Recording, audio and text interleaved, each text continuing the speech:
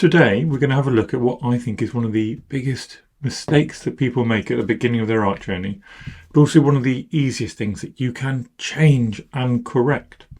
It's something which, if you're getting it wrong, will make your art busy and overworked, and if you're getting it right, will get your ideas across so much more quickly, simply and effectively.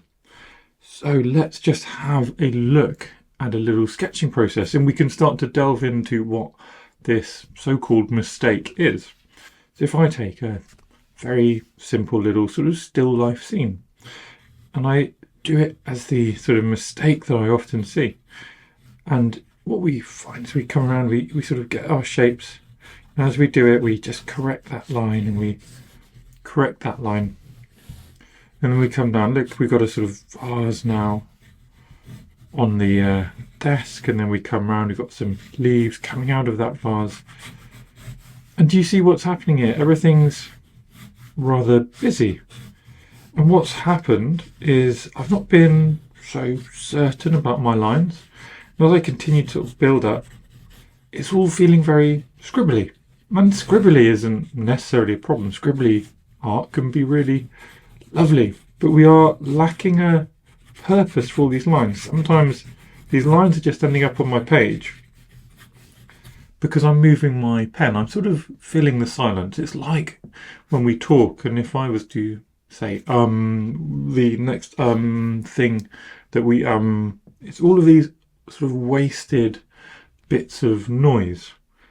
Instead, what we should be thinking about is that economy of line, getting our ideas down in sort of reduced as minimal numbers of lines, as minimal amount of ink as possible. So if we did this same scene again, what I might do is just more slowly and simply approach my mark, and I would focus on those sort of key shapes. Now, it doesn't matter if I go wrong. If I go wrong there, that's fine. But how can I correct that without being scribbly, without sort of over marking my page over and over again? These leaves we can do in these sort of sweeping marks. Again, they might go wrong.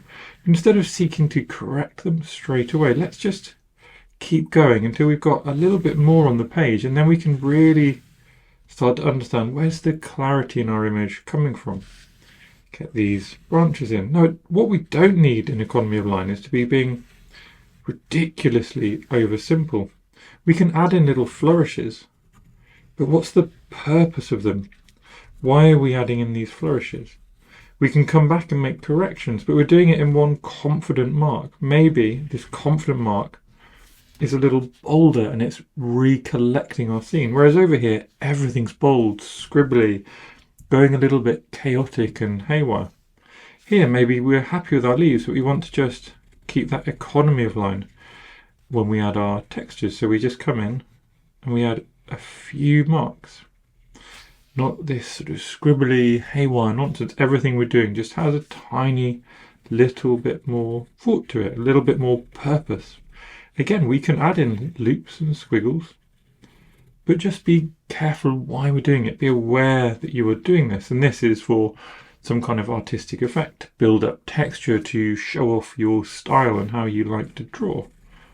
As we come down again, we're adding in lines here, and what's the purpose? Well, the purpose is to make this leaf, which is in front, feel like it's in front. We might now eventually get to the more complex bit, the bit where we might be worried we'd make mistakes, and by getting this shelf in later, which our vase is sitting on, we can do it in fewer lines. We don't have to scribble and correct it as much. And then the same with our, what's supposed to be a coffee machine, a very challenging little object to get in. But because we've left it till later, because we have a good understanding now of what's going on in our scene, we can pop in this little shelf that it's sitting on. And then we can also just simply start marking it in and keep it in keeping with everything else. So the biggest mistake I see is that lack of economy of line, where we scribble because we feel we have to move our pen at all times. Because someone like me often says doing continuous lines are fun. And then we think, I must always do a continuous line. Even if I'm not certain what's going on, I must always do a continuous line because that will make things better. Whereas actually sometimes, people like me are just talking absolute nonsense, maybe even like now. Maybe what I'm saying won't resonate with you. But it's important to just recognize that, take a step back and make some decisions for yourself. See how your art is going and take those decisions to keep it with that economy of line, to prevent it becoming scribbly and messy. And it can still be scribbly, but scribbly with purpose and rationale. And then you might end up with a much clearer, more enjoyable scene, something like this. Just to show you a little more of why it's important to keep our colours up, to show you a little more about why it's important to be so clear in our direction with our ink, I'm going to add a touch of colour here, and we'll keep this obviously a little bit loose and abstract. But when we come on top of all of this scribbled ink, what we're going to struggle to do, or maybe we'll manage it, but what normally happens is we'll struggle to get that beautiful clarity of colour. Everything will feel a bit more naturally murky. The watercolours can do whatever they want, but underneath all of that, you've got these sort of haywire lines, just building up too much tone and too much value for things to really be light and loose, for things to really glow in the way that watercolours really can. Going to make this a little bit of a sort of reddy orange in our coffee, and then let that kind of glow and move along here. So this is okay. This is a nice simple loose wash of colour for our first sketch.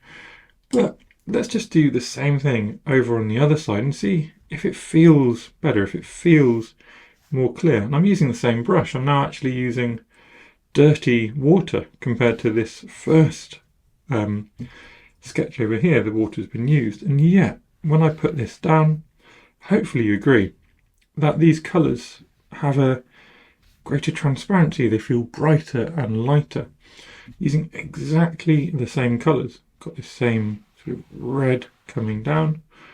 Let's get a little bit of that yellow in to keep it, this was a bit orange, wasn't it? But even so, having mixed that up, we've got that same colour, different feeling. Now part of that is also because with this clarity of line, I'm able to make bigger, bolder brush strokes and things are able to just be clearer. So there are lots of reasons, both technical, mental, why just those initial lines, that greater clarity of line work, that greater economy of line will let you develop your sketch in a much more positive direction. And whenever you start well, you can see my colours are now dried. Whenever you start well, you have a much better base to continue on from. So now, with that clear start, I'll be able to build a much clearer image than with this murky start. I can't see where to put my colours. Everything's chaotic. So I'm going to get frustrated. In fact, I can already feel myself getting frustrated and doing the wrong thing. That was too dark a mix. That was too mucky. And then I'll start rushing. And all of this, for me at least, all of this comes down to that initial decision, that initial thought process where on one hand I was sort of drawing and sketching with clarity, and on the other hand I just didn't know what I was doing. I was rushing, I was pushing, and everything went a bit wrong and a bit fuzzy. Over here, what I'd hope will happen, let's just see, is I've got these lovely little loops. These bits I said are embellishments. They're not a really like the minimum amount we could have added, but with them I've got a little surface that I can pop my colours into, and I can now create some fun textures. There isn't the chaos going over here, so now I can have fun creating a little bit more chaos. I can come in here and I've got these little well thought out, or at least for me, well thought out lines to work within. I can start creating a bit of shadow without there being too much going on. Here, so hard to create shadow with all of that excess going on. Up here we can add a bit more chaos with our colours without it becoming overworked. I can do some splashes and even splash some water in, just get a lot more texture and interest because we've got a crystal clear, beautiful, light starting point, which is what we just need if we're going to be sort of clear in our ideas, clear in our sketching. A few more little touches and I'll finish off my example sketches. And again, this is just, I've got to say, my opinion. And you've got to judge for yourself. You know, you can listen to all the differing opinions all across the world, all across YouTube, all across wherever you access your sort of inspiration for art, and just discover, you know, you don't have to believe me, you don't have to agree with me, but I'd encourage you just to have a little go and see if this idea that I've been talking on about does indeed help you create clearer, more crystal feeling sketches and feel happier with your processes. So thank you everyone for watching my little sketching videos. If you enjoy my content, please do subscribe to my channel because it makes me really, really happy. Thanks again.